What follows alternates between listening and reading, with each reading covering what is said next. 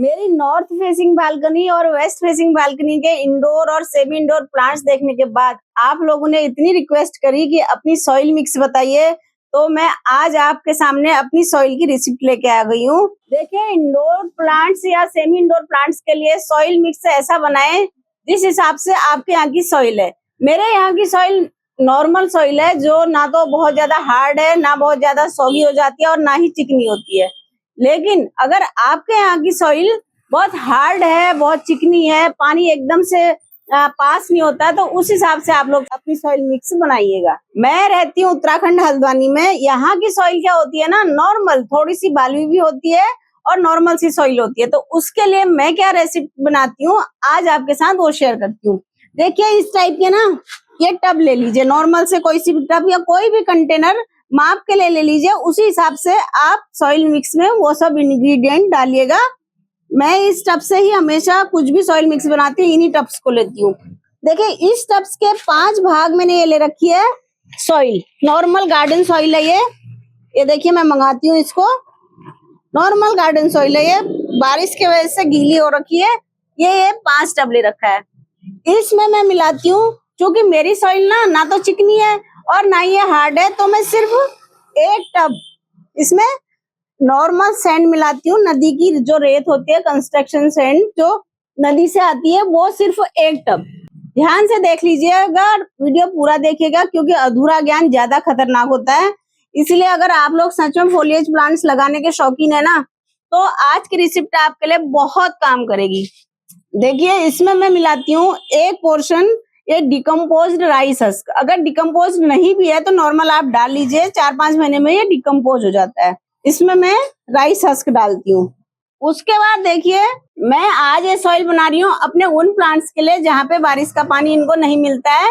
ये मेरी है वेस्ट फेसिंग बालकनी। यहाँ बारिश का पानी जब बहुत तिरछी बारिश होती है ना, तभी पड़ता है। इसीलिए मैं यहाँ पे 1 टब ये कोकोपीट मिला लेती हूँ। लेकिन अगर आपके प्लांट्स बारिश में रहते हैं, ज्यादातर बारिश का पानी उन पे पड़ता है, तो कोकोपीट को मैं अवॉइड भी कर देती हूँ। आप लोग भी मत डालिए, क्योंकि कोकोपीट से इतना फायदा नहीं होता है इंडोर प्लांट्स में। खास करके पानी को ना कोकोपीट होल्ड करता है, जिससे ना क्या होता है, सर्दियों में जब धूप कम होगी या उस समय हमारे प्लांट्स ना सॉगी होते हैं, उनकी रूट्स जल्दी से खराब होने का बहुत चांसेज होता है। इसलिए कोकोपीट को सोच समझ कर ही अपनी मिट्टी में यूज करना चाहिए।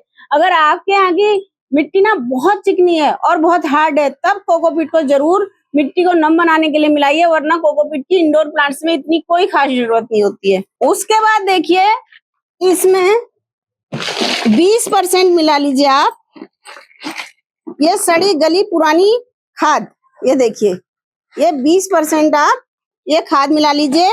इंडोर प्लांट्स में खास करके हमेशा याद रखिए, बिल्कुल भी खाद नई नहीं होनी चाहिए। कम से कम 1.5-2 साल पुरानी खाद हो या फिर वर्मी कंपोस्ट हो। अगर आप लोग किचन कंपोस्ट भी मिलाते हैं ना, वो कम से कम 1-1.5 साल पुरानी होनी चाहिए। मेरे पास तो 1-1.5 साल पुरानी रहती नहीं है, इसलिए मैं किचन कंपोस्ट नहीं मिलाती हूँ। या तो वर्मी कंपोस्ट मिलाती हूँ या फिर सड़ी गली है गाय की गोबर की खाद रखे रहती हूँ इंडोर प्लांट्स की सॉइल को बनाने के लिए, उसी को मिक्स करती हूँ।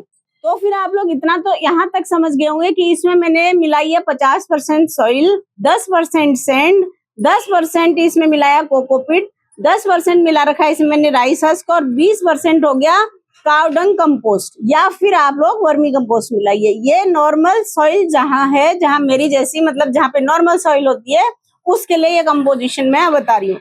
लेकिन आपके यहाँ हार्ड या चिकनी मिट्टी है, तो वहां पर के लिए आप 40% सॉइल में 20% सैंड मिलाइएगा। अब इस सॉइल में फंगस ना लगे, क्योंकि फोलिएज प्लांट्स होते हैं, कभी कभी 4-5 साल तक भी हम ना इसको रिपोर्ट नहीं करते हैं। मेरे तो ये प्लांट बहुत सारे ना 5-5 साल पुराने हो गए, रिपोर्टिंग की ना मुझे इसमें जरूरत पड़ती है। इसलिए सॉइल में हमेशा अच्छा फंजीसाइड डालिए, राख जरूर डालिए। ये फंजीसाइड का बहुत अच्छा सोर्स होता है, ऑर्गेनिक है, पौधों के लिए भी अच्छा होता है और फंजीसाइड का भी काम करता है। दूसरा, आप डाल लीजिए इसमें नीम खली। देखिए, इन सब चीजों का ना कोई माप नहीं होता है, अगर थोड़ा सा ज्यादा भी पड़ जाए तो भी हमारे पौधे को कोई नुकसान नहीं करता है। अप्रोक्सीमेट देखिए, इतने पोर्शन में आप ले लीजिए 100 ग्राम नीम खली और 2 चम्मच राख, 2 बड़े चम्मच, और थोड़ा सा मैं मिला लेती हूँ ना इसमें हल्दी पाउडर। ये देखिए, हल्दी पाउडर बहुत अच्छा काम करता है इंडोर प्लांट्स के लिए, इंडोर प्लांट्स की ग्रोथ के लिए, तो मैं इसमें हल्दी पाउडर मिला लेती हूँ। अब इस सारे मिक्सचर को अच्छे से मिक्स कर लीजिए। इतनी अच्छी रेसिपी बनती है ना हमारे इंडोर प्लांट्स की फोलिएज के लिए। इतने अच्छे मेरे पत्ते जो आप लोग देखते हैं ना, बस इसीलिए इतने ग्रीन रहते हैं। मैं इनमें और कुछ नहीं करती हूँ, मैं यही सॉइल बनाती हूँ जहाँ पे धूप आती है 3-4 घंटे की या 5-6 घंटे की इंडोर प्लांट्स फोलिएज प्लांट्स में, वहां के लिए तो मेरी भाई यही परफेक्ट रेसिपी होती है। साल में ना सिर्फ एक बार मार्च के मंथ में अपने प्लांट्स को मैं क्या करती हूँ, सिर्फ एक एक मुट्ठी वर्मी कंपोस्ट या फिर पुरानी गोबर की खाद, और हर पॉट में जैसे 10 इंची का पॉट है तो 1 चम्मच एप्सम सॉल्ट, अगर छोटा है तो आधा चम्मच एप्सम सॉल्ट डाल देती हूँ बस। इसके अलावा मैंने कभी अपने इन प्लांट्स में कोई भी दूसरा फर्टिलाइजर नहीं डाल रखा है।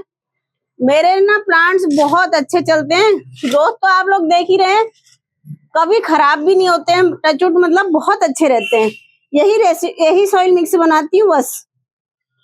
जो फोलिएज प्लांट्स होते हैं ना, इनमें कोई भी फर्टिलाइजर एक्स्ट्रा जरूरत नहीं होती है। अगर आप एक बार थोड़ा सा कंपोस्ट डाल देंगे ना, ये 2-3 साल तक भी चल जाते हैं, मतलब हल्की हल्की ग्रोथ करते ही रहते हैं। फिर मैं साल में मार्च के मंथ में तो थोड़ा एक एक मुट्ठी कंपोस्ट डाल ही देती हूँ। जो बड़े बड़े प्लांट्स होते हैं, छोटे प्लांट्स में तो मैं वो भी नहीं डालती हूँ। देखिए थोड़ा सा सॉइल गीली है क्योंकि बरसात के दिनों में वीडियो बना रही हूँ। सॉइल सुखाने रखी थी तो बारिश आ गई है, इसलिए थोड़ा सा ना इसमें बीच बीच में ये गुठले से बन गए हैं। इनको भी हाथ से अच्छे से मिक्स कर लेती हूँ।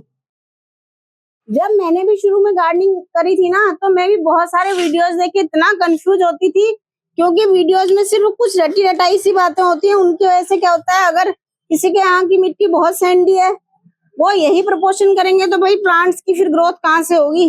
पानी बिल्कुल भी नहीं रुकेगा, थोड़ा बहुत पानी रुकना भी जरूरी होता है जहाँ पे धूप आती है उन प्लांट्स के लिए खास करके। इंडोर प्लांट्स की मिट्टी हमेशा ऐसी बनानी चाहिए ना कि जैसे ऊपर से पानी डले और नीचे से बिल्कुल ड्रेन हो जाए। ये सॉइल मिक्स ना हमारे किसी भी इंडोर फोलिएज प्लांट्स के लिए बहुत अच्छा रहता है, सेमी इंडोर प्लांट्स के लिए बहुत अच्छा रहता है। आज मैं आप लोगों के साथ ना अपने स्नेक प्लांट की रिपोर्टिंग शेयर कर रही हूँ। ये मेरे ना मूनलाइट स्नेक प्लांट और इतना बुरी तरह से रूट बाउंड हो गया इस पॉट में, बहुत ज्यादा। इसको ना अच्छे से निकाल करके आप लोगों के साथ शेयर कर रही हूँ। बहुत दिन से करना था लेकिन मिट्टी तैयार नहीं थी, तो सोचा आज आप लोगों के साथ ना, ये देखिए इतना बुरी तरह से रूट बाउंड हो गया है। लेकिन मैं अभी ना इसको कुछ भी नहीं करूंगी, ऐसे ही इसको शिफ्ट कर दूंगी पॉट में, क्योंकि बरसात के दिनों में ना प्लांट्स को बिल्कुल छेड़छाड़ नहीं करनी चाहिए। किसी भी प्लांट को जब आप रिपोर्ट करें या नया प्लांट लगाएं, नर्सरी से ला के लगाएं, तो पॉट में ना ड्रेनेज होल बहुत अच्छे बना लेने चाहिए। क्योंकि ड्रेनेज होल अगर आप नहीं बनाएंगे ना, मिट्टी अंदर ही अंदर सौगी होगी और आपको पता भी नहीं चलेगा आपका प्लांट कब खराब हो गया। इसलिए कम से कम ये 10 इंची का पॉट है, इसमें 4-5 ड्रेनेज होल मैंने बना रखे हैं। और रेनी सीजन में इंडोर प्लांट्स को खास करके ना बिल्कुल मत छेड़ा कीजिए, क्योंकि फंगस बहुत जल्दी लगता है। कभी बारिश हो जाती है, कभी तेज धूप आती है, प्लांट वैसे ही स्ट्रेस में रहता है। अगर इस टाइम पे आप रूट प्रूनिंग करेंगे, इनको अलग अलग करेंगे, तो ये स्ट्रेस में आ सकते हैं और खराब हो सकते हैं। इसलिए इस टाइम ना इनके साथ छेड़छाड़ मत कीजिए। मेरे अपने एक्सपीरियंस से बता रही हूँ, मैं रूट प्रूनिंग हो चाहे रूट डिवीजन हो, कुछ भी हो, मैं फरवरी और मार्च के मंथ में करती हूँ और कभी भी मेरा प्लांट खराब नहीं होता, बहुत अच्छा रिजल्ट रहता है। आप लोग ना इस बात को हमेशा ध्यान रखिए, क्योंकि वीडियोज में अक्सर कहते हैं ना बारिश के मौसम में आप अपने प्लांट को रूट प्रूनिंग कर सकते हैं, पर नहीं, मैंने ये सब करके देख रखा है और कभी भी अगस्त के महीने में या सितंबर के महीने में रूट प्रूनिंग सक्सेस होती ही नहीं है, क्योंकि बारिश इतनी पड़ती है, ह्यूमिडिटी होती है और पौधा खराब हो जाता है। अगर आपको करनी हो ना तो अक्टूबर के मंथ में कर सकते हैं, 15 नवंबर तक कर सकते हैं, लेकिन बीच के महीनों में तो बिल्कुल भी मत कीजिए। देखिए कितना प्यारा लग रहा है, बहुत सुंदर लग रहा है, देखिए। और अभी ना ये मेरी मिट्टी गीली है, इसलिए ये स्नेक प्लांट है, इसमें तो वैसे भी बहुत जल्दी जड़ें खराब हो जाती है। मैं इसको 1 हफ्ते तक भी वाटरिंग नहीं करूंगी, जब तक अच्छे से ये मिट्टी सूख नहीं जाएगी तब तक।